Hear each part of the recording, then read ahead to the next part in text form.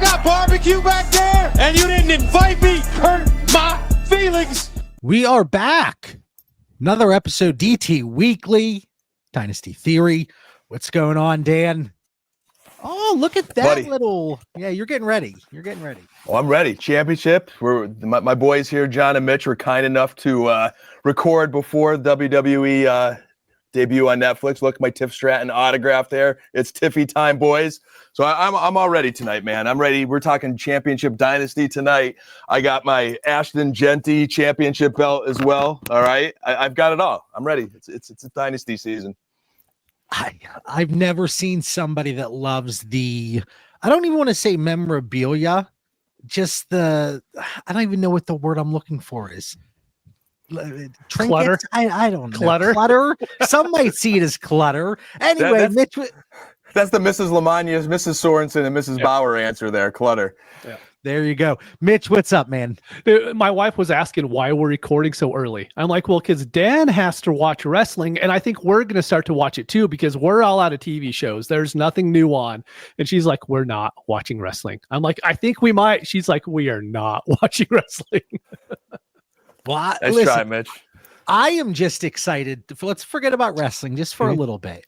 I am just excited and thrilled to be back. We took a little bit of a hiatus. I was calling it our holiday hiatus. Now we are back, and we have the weekly episode, DT Weekly. Mitch and I are going to be putting out an additional episode every week, about 15, 20 minutes, talking about a trend that's either taking place in the DD Fantasy Discord, something we're seeing on X, Reddit, whatever the case may be.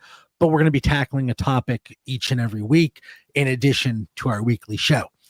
Now, tonight, with the 2024 season behind us, we want to spend some time talking about winning in Dynasty in 2025 for the 273rd episode. Boys, we're going to be hitting 300 here before we know it. But before we get there, like I said, we want to talk about some winning Dynasty strategies in 25, but we want to kind of reflect and look back on 2024. Right here would have been a great time for like a montage, a video highlight reel of maybe some of our good takes. Maybe that wouldn't be a very long montage, but it would be at least a 3-second blurb. But a very quick recap here. And Mitch, you put quick in capital letters. Mm-hmm. I'm surprised it wasn't bold and italicized, but a quick recap of how the leagues went for us in 24, kind of hold ourselves accountable. And if we saw any differences in strategy this past year compared to previous seasons. Mitch, I want to start with you.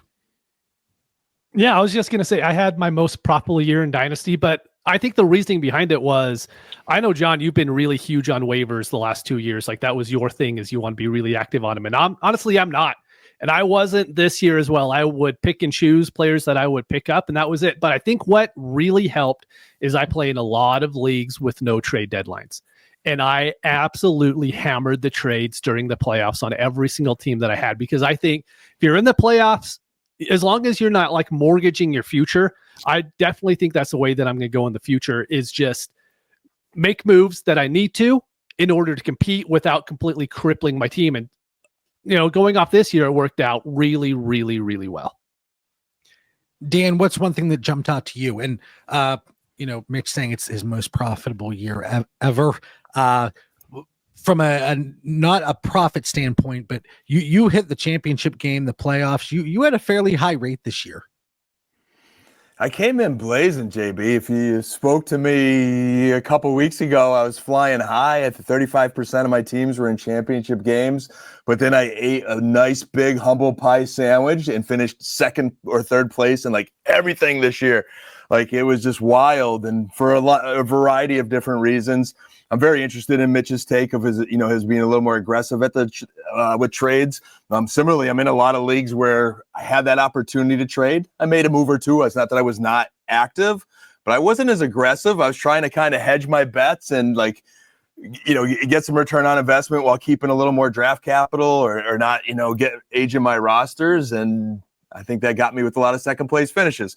So it was a good year, man, but it was definitely a different type of season. I felt I had a little more reliance on non-elite quarterbacks on a lot of these rosters, especially my QB2, sometimes even my QB1, going into championship games with the Cooper Rushes of the world and, Baker was my number one in some leagues. It was just a wild quarterback year.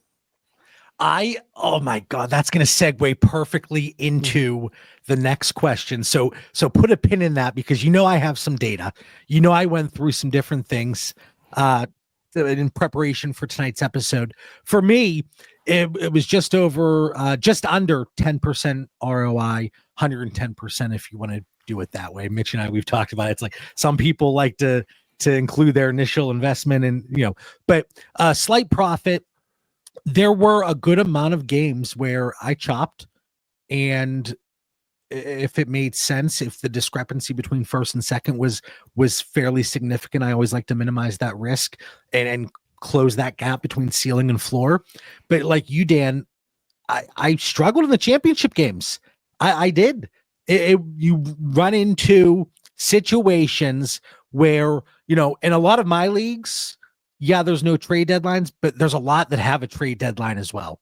So in those situations, specifically like those safe leagues, you're stuck. You have your roster. You go in with the team you've built over the first 13, 14 weeks and then the previous off season, and you put yourself in the best situation possible, but you can only account for so much variance. And that's where, obviously, it's like the Phil Hellmuth line. If luck wasn't involved, I'd win every time. And I feel that to my core, guys. I feel it to my core. You really should have that on a banner behind you. I mean, that's like the perfect JB motto right there. I knew you would like it, the poker reference. But the differences in strategy to that point, it's people are saying, hey, should I get away from the two quarterbacks? And these questions are all going to be blended together at this point. Mm-hmm. Do we see any fundamental changes? We'll get to that in a sec. But is there a position you feel you should be trying to dominate in your leagues? A lot of people in the DD fantasy chat earlier in the week, they were talking about, hey, I'm in a startup. Should I really be focusing on two elite quarterbacks? And maybe I shouldn't. It's so funny how it played out this year. So I was on ddfantasyfootball.com going through the war machine and comparing 2023 to 2024. And these are the top 8 quarterbacks from a war per game. So wins above replacement per game when you compare 24 to 23. And this is just a typical 12-team Superflex, start 10, nothing fancy. Lamar, Burrow, Allen. So you got 3 absolute studs. And then Baker, Daniels, Goff, Hurts, Darnold.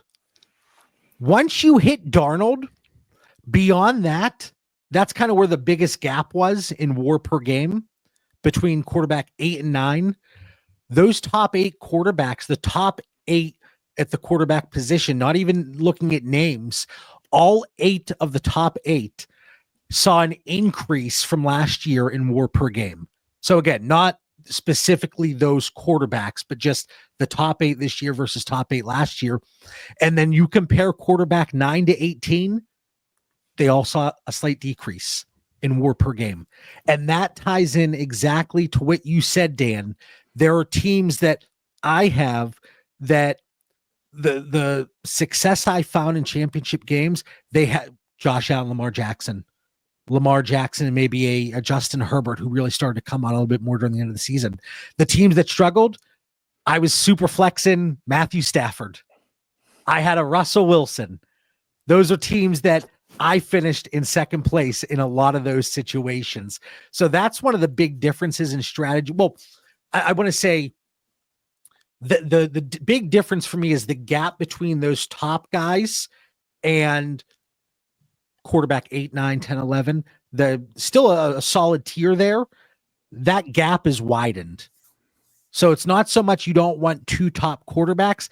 Now you just need 2 of the top, like not trading into the 109, 110, 111 in startups, which Mitch, we've talked about in previous seasons. It's trading into that 102, 103, 104. And the price, it's ridiculous. But that has been a very big differentiator for me. So if you can't do that at a reasonable price, I think you look to go a different direction with your quarterback too. Yeah, JB, I felt that quarterback crunch championship week. It sounds like the NFL there. Like they're the elite quarterbacks, explosive offenses. You really hope you had one of them. If you had more than one and you're going up against someone with two, boy, was that an uphill battle.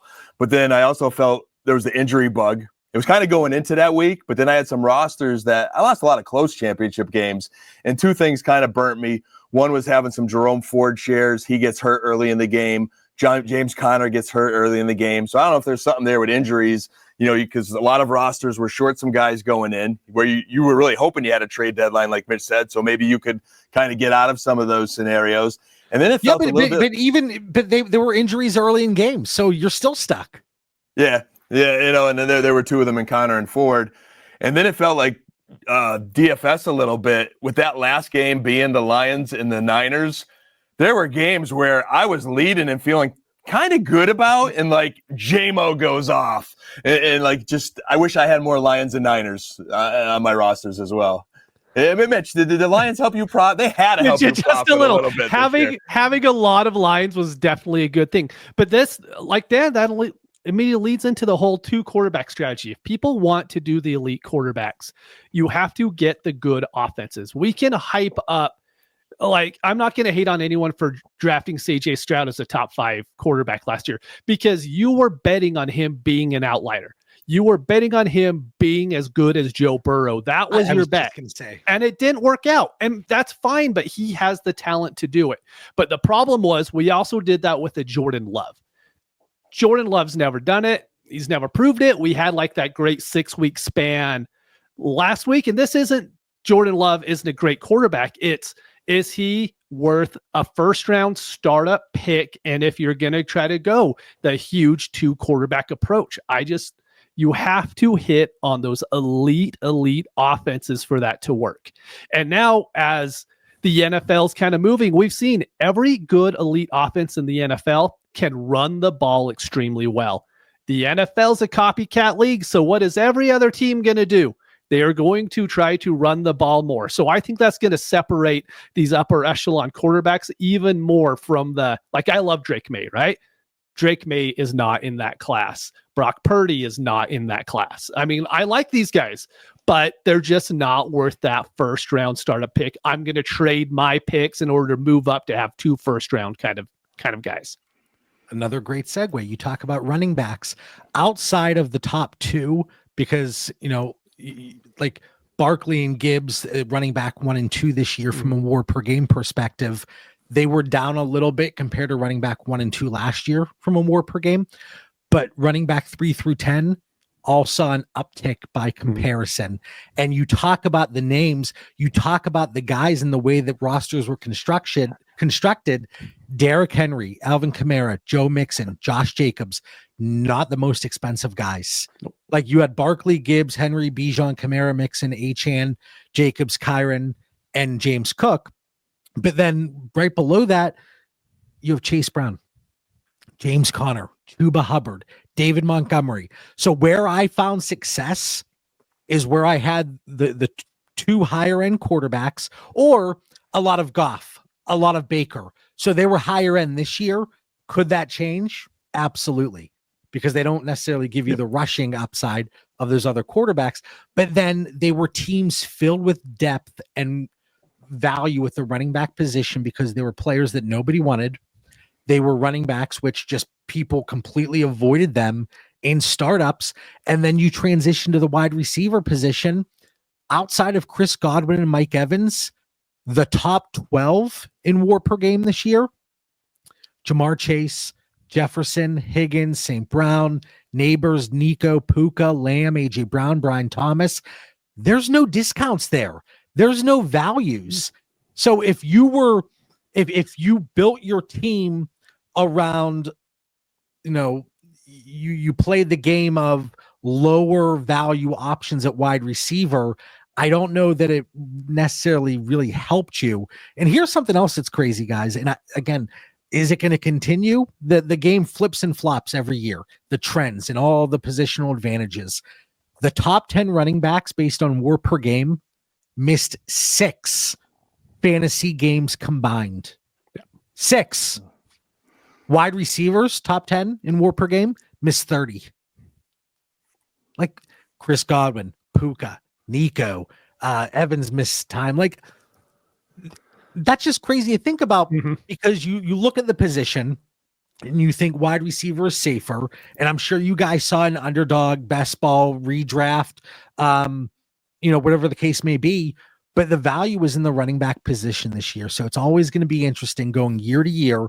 What is a one-off type thing and what is the beginning of a trend? That's where the advantage lies when it comes to Dynasty Fantasy Football, being able to identify that. Some deep thoughts there, JB. I got my shovel out, boys. Yeah, you got Dan just humbled back there. But yeah, it's when you're looking at what's going to happen next year, and this is what the show's about, right? Like 24 is in the past. I was trying to make a point that like those stats are great. They're cool, but they're really, who knows what's going to happen in 2025. But what people will do is they will start to draft their best ball teams here in 4 weeks. Once the playoffs is over, Underdog will open up some big board draft, and all of a sudden we're going to start to have that ADP falling again. I guarantee you the running backs will be a lot higher than they were previous year because everyone's going to go back and say, well, the 2024 win rate was X and X and X, and that affects Dynasty. And so I've already looked at some startup ADP. The running backs are going up a lot higher than last year, but the really young quarterbacks are also really boosted up. They're really high as far as what you're going to get from a points per game difference compared to like Bo next to a Jared Goff that we brought up, right? But the big thing with that is just making sure that you are on the right track for 2025. Do not use last year's stats and be like, hey, this is how it's going to play out. Here, Mitch, can I ask you, do you remember a few years ago, and I'm sure you do. I know the exact episode, yes. Where we had a startup episode, and I was talking about the quarterbacks, and I don't even know why I said, do you remember this? Because you'd have to be an absolute psychopath to remember a conversation we had several years ago, but where I was talking about the quarterback dead zone being like the fifth, sixth round quarterbacks that, I think they were being overdrafted. Now it's like, it's getting bumped up.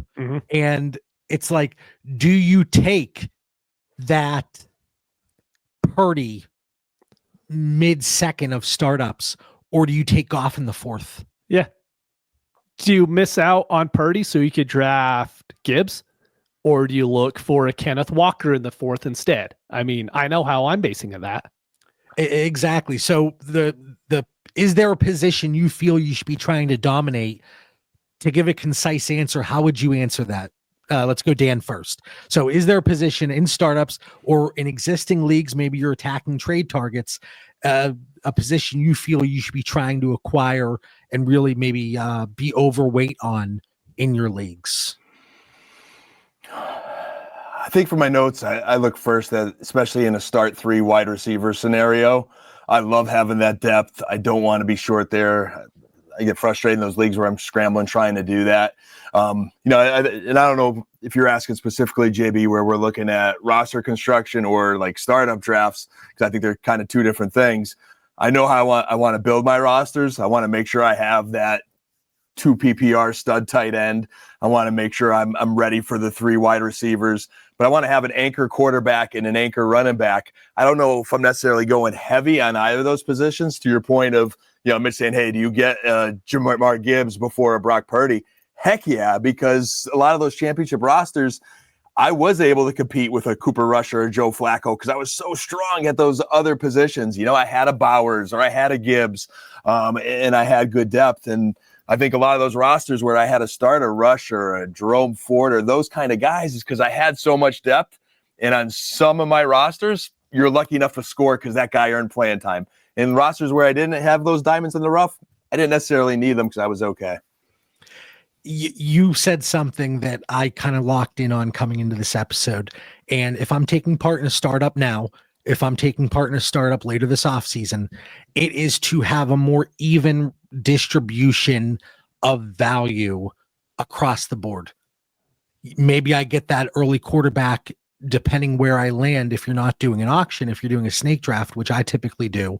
So if I have the 101 or 102 and I'm landing Josh Allen, then maybe when it comes around to being the second, I'm not forcing the quarterback just to go quarterback, because I'm sure you guys see it too. There's leagues where it's like, okay, the value's at quarterback or the value's at running back, but then you end up being overweight on that position because there's a reason the value is there, because nobody else in the league wants to value them the way you do. Yep. And then it's like, you can't really trade off of them for the value you think, because they've already shown you, they being your league mates, that you're not, seeing eye to eye on their value. So I think if I'm going to answer that question, is there a position you feel you should be trying to dominate in your leagues? I don't know if it's necessarily a robust tight end or a robust quarterback. I think it's more even distribution and continuing to find that cheap production at the running back position. And maybe if there's a position to overpay, because like Bowers and McBride, they're going to be pretty unattainable in 2 PPR leagues, especially Brock. So you can find value in Kittle and Njoku, Kelsey, Jonnu, Engram. Like those were tight ends 3 through 7 in WAR per game. And those are the teams. Like Jonnu Smith was probably one of my highest roster players on championship teams. Because he was dirt cheap. He was a PPR machine, especially in 2 PPR. And if you can find value at running back and tight end, you get that one anchor quarterback like Dan mentioned.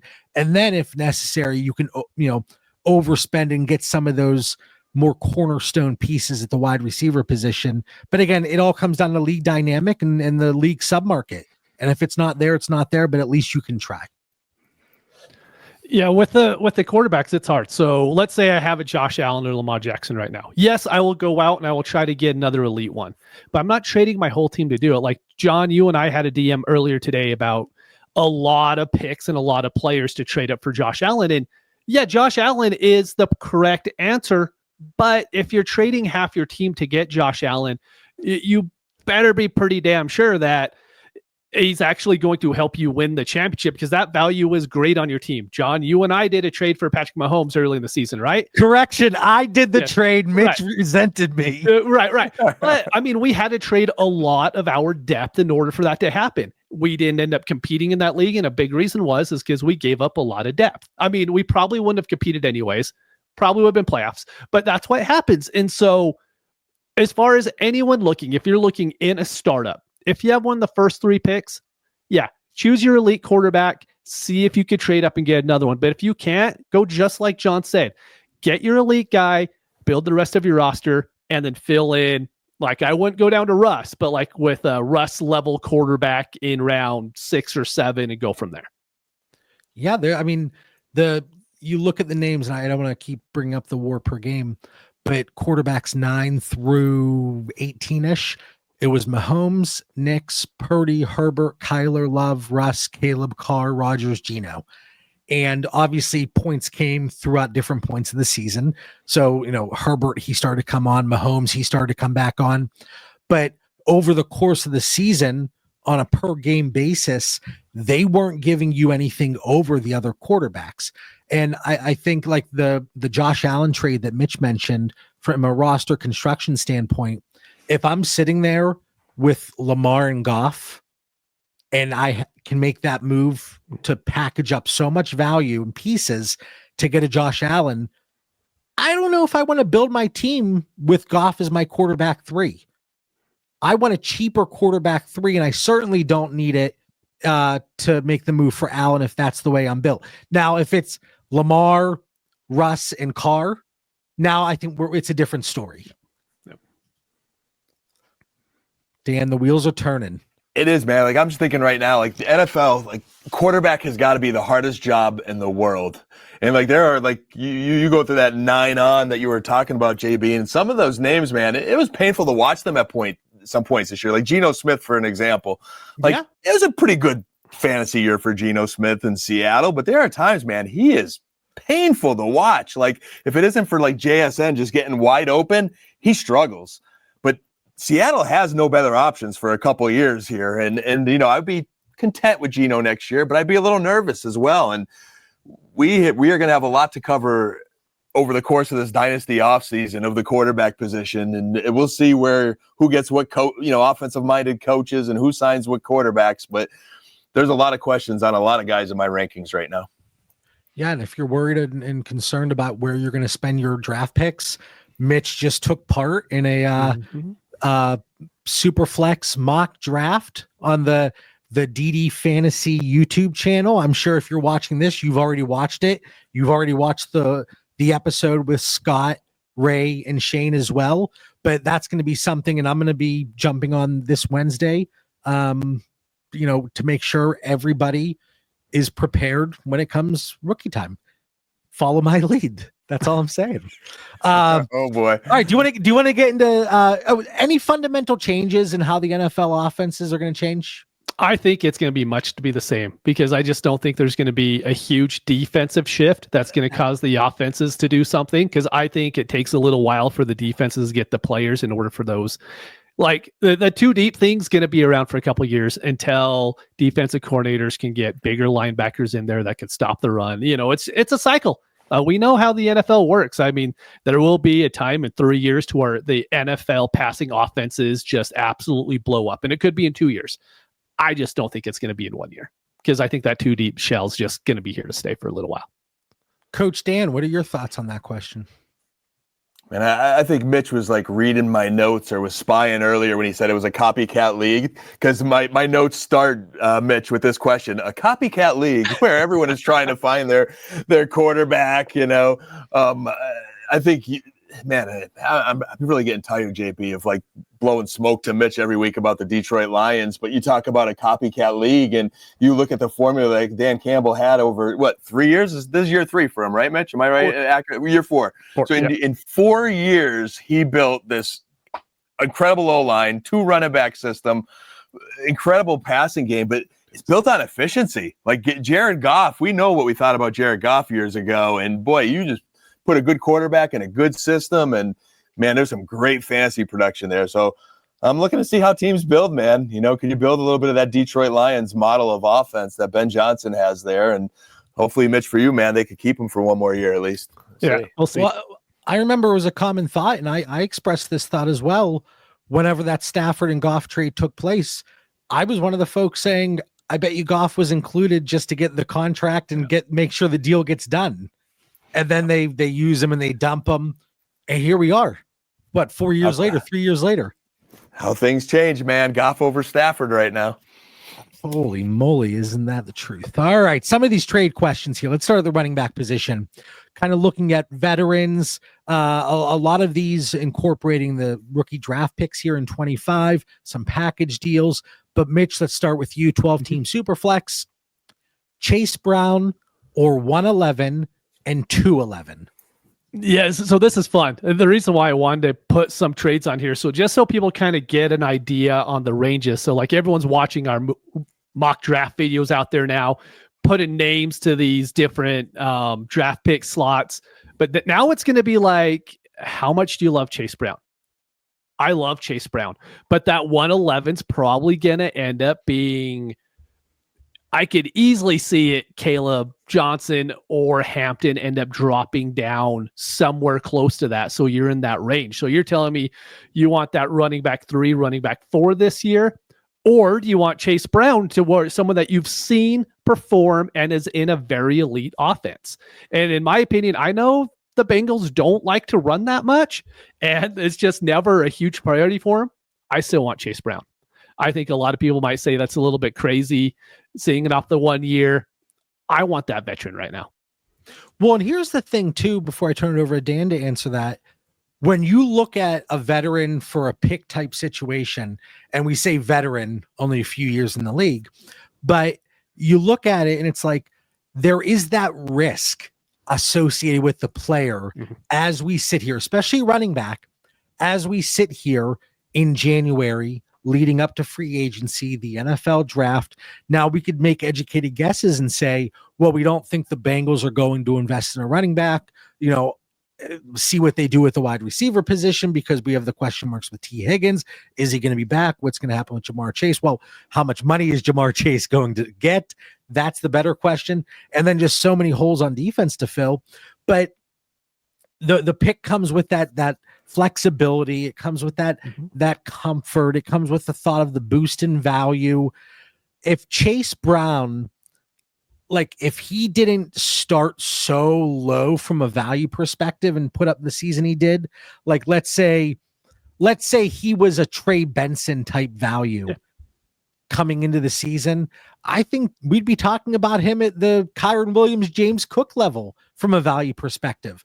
But the draft capital, the thought in his value coming into the season, competing with Zach Moss, that's in the back of people's minds. And we always talk about the starting point for a player, and people have their preconceived notions. Dan, what are your thoughts here before I throw my answer out? This is a very good trade, and I agree with Mitch. I think you are getting the next Chase Brown at that 111. And I'm just in the early part of my rookie draft study in here.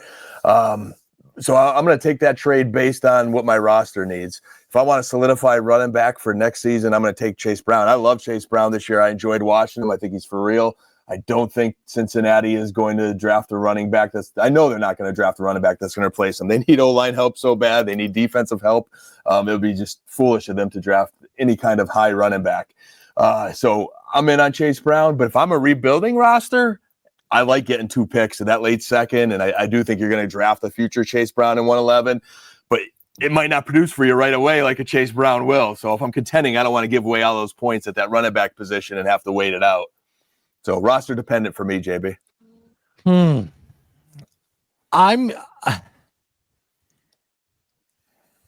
going to take. I lean the picks. I knew you would. I lean the picks because for me, I do prefer that increased flexibility. I want to be able to sleep at night knowing that my pick is not going to get replaced, even though we do across the board. We're all saying we don't believe Chase Brown either gets replaced or they're going to add somebody. Yeah, I mean, they will, but I mean, it turns into the Kyron Williams thing from last year. Yes, it's absolutely. like, will Chase Brown's value drop because of it? Yes. Do I think it's going to affect him on the field next year? That's what you're going to have to choose right now. But I also like this tier. Was this a tight end premium? No, it's just sure. I mean, throw a premium on there. It's just a quick one.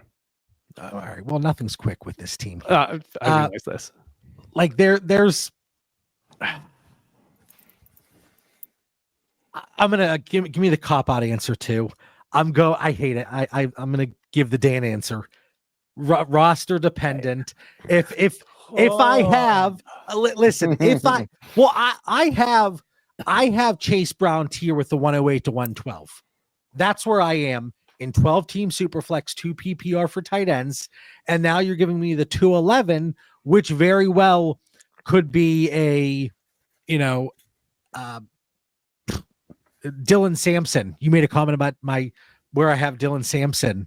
I think he's going to rise. Could be a Xavier Restrepo. Could be a Tez Johnson. Quarterback 3 or 4 could bump some of these guys down as well. But like the way a lot of my teams, I just told you earlier how a lot of my teams are built. It's with that running back depth. If I have that leverage and I have the flexibility to move one of my additional running backs in a move for 2 picks here, I would go that route. So I'll say 70. So you're taking the picks. 70% of the time I'm going to take the picks. 30% of the time I'm going to take Chase Brown. Is that, can I answer that way? Sure. You can do whatever you want. Fair. Yeah. All right, Mitch, 12 team Superflex, Chuba Hubbard or Jalen Waddle, who now might be without Tyreek Hill. That's the exact thing why I put it in. So 2 weeks ago, you say this. I think there's a lot of people who might have a playoff team. They're going to go Chuba Hubbard. But now there is the hype that Jalen Waddle could be the wide receiver 1 with no Tyreek Hill stealing targets. But are you willing to buy in on Jalen Waddle, who's injured half the time? But he has shown the talent when he's on the field that he could get 150 yards most games. I mean, for me, I love Chuba. I love Chuba going into next year. Even on my non-playoff teams, I was trying to buy into Chuba. The second that Brooks had his injury, I'm like, yeah, I'm in on Chuba. I love him going into next year. It's the talent. It's not just the situation. love everything about it. So for me, I will take the gamble on the running back here, even though I do believe Jalen Waddle will be valued higher throughout the offseason. I think there's going to be the opportunity. I have them tiered together, Mm-hmm. but I'm not going to give a cop-out answer. Give me Chuba Hubbard straight up, but I do think there's going to be a little bump. Like I have Jalen Waddle in red as is in my dynasty tiers, cross-positional, part of the DD fantasy football community. But we're looking at Jalen Waddle. It's just somebody I don't care to invest in. I just, he's hurt me too many times, guys, and I don't want to go back. And we just talked about with Chase Brown. If Chuba Hubbard had a higher value to start the season, he put on the display that he did, and Jonathan Brooks is out again. Like, this is Chuba's backfield now at this point, especially after the extension. He's there under contract through 2028. So give me the running back that has shown he can produce and stay on the field. We haven't seen that from Jalen Waddle. Yeah, I agree. I think we're aligned. I'm on the Chuba train as well. I don't know if we have a large enough sample size right now where there's no reason to believe it's not for real. He's producing on a weak team. They've signed him. They've put the dollars behind him. Brooks is out for an extended time. And Jalen Waddle, I like what you said there, JB, and he's just not a guy I want to build my roster around. We talked about having fantasy rosters in the playoffs and them being healthy. I want to at least put the percentages in my favor a little bit. I don't want to be drafting the Christian Watsons and Jalen Waddles of the world that are made of glass. Their bodies are breaking down early. His injuries go back to college, and they haven't stopped. So to me, this guy's made of glass, and his career is probably going to end a little bit earlier than the average wide receiver, because after a while, those injuries pile up on you. And there's a lot of questions in Miami, too. I mean, there's that team is a bit of a hot mess. Yeah, so clean sweep across the board. Like, I always pick one question. Let us know in the comments. Are we crazy for taking Chuba Hubbard over Jalen Waddle straight up? Let us know. All right, here's some quarterback questions. Dan, I want to start with you. Maybe we'll speed it up a little bit. I won't ramble as much, but you guys know I miss you after a few weeks. Before we went on the air, I want to let all our listeners know, before we went on the air, Mitch and Dan, they were concerned about me. They said, JB, you seem tired. You seem down. You're not yourself. Once that camera goes on, guys, and we're talking fantasy, talking dynasty, all bets are off. All right, 12-team Superflex, Jalen Hurts, or 104, 107, and that highly coveted 304. You know, even though you're dangling the carrot, and this is a little more of the sexy, attractive rookie draft pick here, these two that you're about to ask, specifically starting here with Jalen Hurts, was a smash to me. They were easier than the last two that you gave us, JB. I am clearly taking Jalen Hurts here because I don't see how you could get rid of. He's one of those stud quarterbacks, those high power ones that's done it for a few years. I know sometimes it's a little uncomfortable in Philadelphia, but all in all, he still continues to produce good numbers, and I don't see that slowing down. If I'm going to do it for picks, as much as I would love the 104 and 107, they excite me. I think it's there's some good talent there. I'm not getting the quarterback. And if I'm trading Jalen Hurts, I want to be able to get a Shedeur Sanders or a Cam Ward and know I could get another good player to help my roster with that other pick. I'm probably not getting them. Like, Genty's going to go one potentially, and then it's probably going to be two quarterbacks because everyone's quarterback crazy. And then you're stuck either, maybe a gamble on a Jalen Monroe if he goes high enough. But that I'm just not confident in that. So I need a 101 or a 102, maybe a 103, JB, and we could have a different conversation. Starting at 104, I'm keeping Jalen Hurts. I don't care if you guarantee me, let's say you give me Shedeur Sanders, Cam Ward, and Emeka Egbuka. I will take Jalen Hurts over that package. I'll agree. And the biggest reason is you just have to put odds on how do you think those guys, if they're going to ever be a top 5 NFL fantasy quarterback. No. I mean, Shedeur Sanders has to be Joe Burrow for that to work. Like, that's what he's going to be. He's more of a pocket passer. Cam Ward can move around a little bit more, but he's not a Jaden Daniels type athlete. And so what are your odds that they're going to end up being that good? Are we willing to put our money on the Giants, the Titans, the turning into those offenses. The Browns, I can we trust that they're going to develop these guys? Yep. So that's why I brought this one up, because I just want to make the point is like, if these trades are available, because there is the rookie hype that ends up happening, I'm attacking quarterbacks there. Just like we talked about previously, if this is the value you can get them at, I'm all about it. And this next one, like, let me grab my bucket here and just vomit all over the freaking floor. Yeah. But again, these are trades that from Dynasty Daddy. Yes. Like, these are actual trades. Completed 2 days ago, if I remember right. So, Dan, let me ask you, if I even have to, 12-team Superflex, Joe Burrow, or 107, a 26 first, a 26 second, Jaden Reed, and Matthew Stafford. Yes. Like, it's a no-brainer.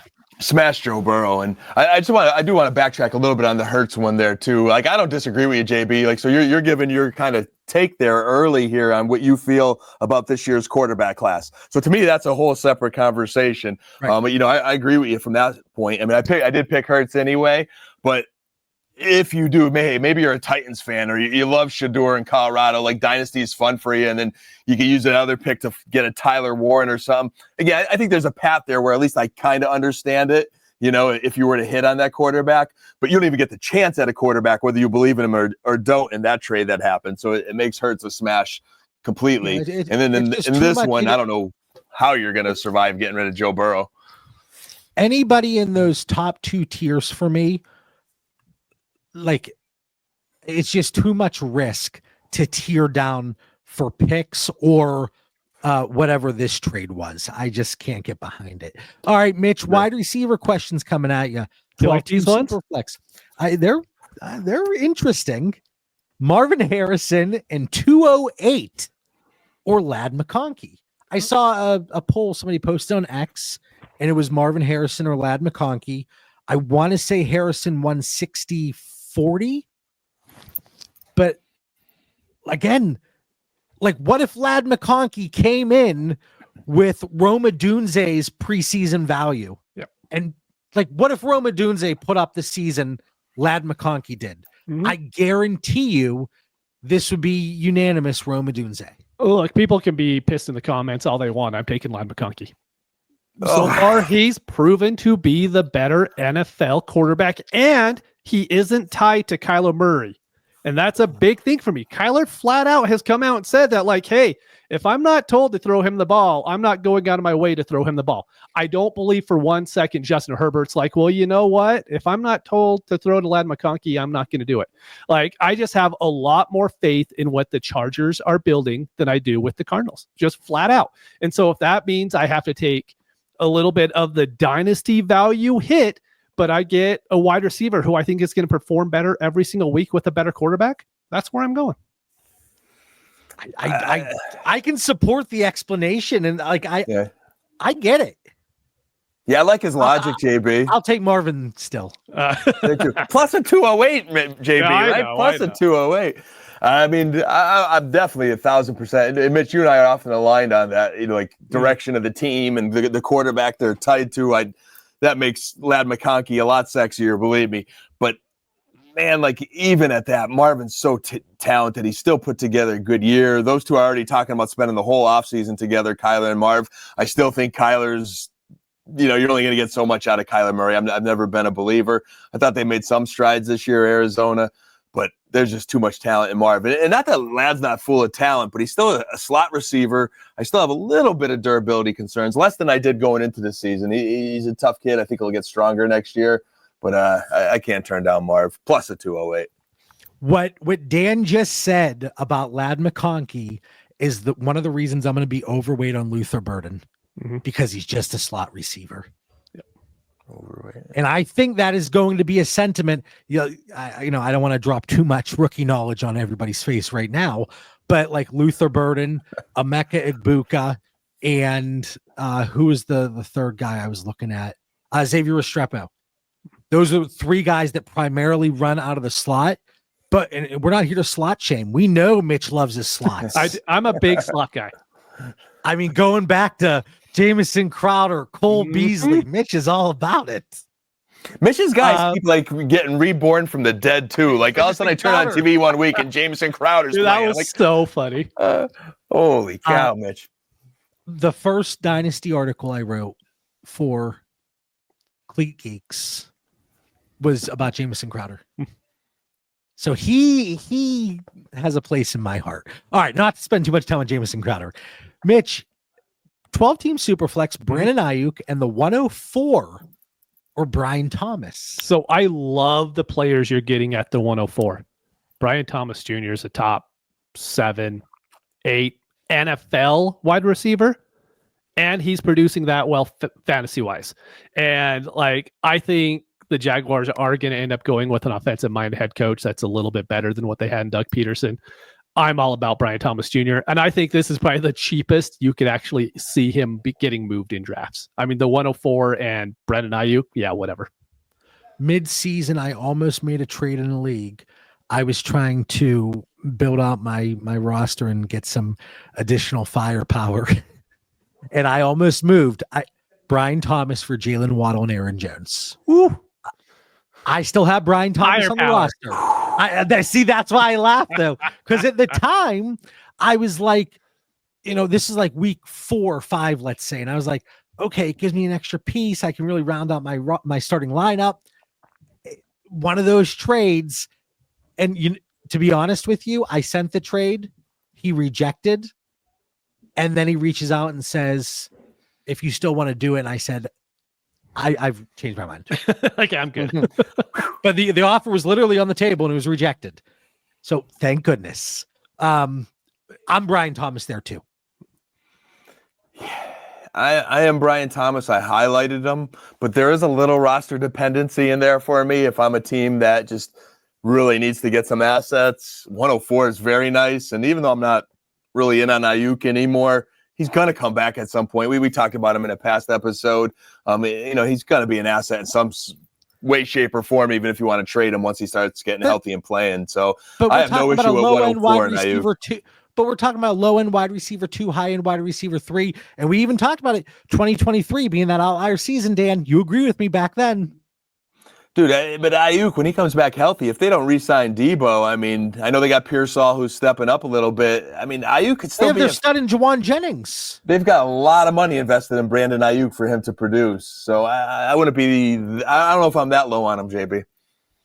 All right. But again, Brian Thomas is the real deal. I'm with you, Mitch. He's in that 7-8 range. Like he's entered elite wide receiver category, and they don't grow on trees. So there's a lot more gamble on the other side. So I would go Brian Thomas, but – there could be a nice need that you could get at 104 and have the Ayuk for later. I wouldn't hate you if someone took that side.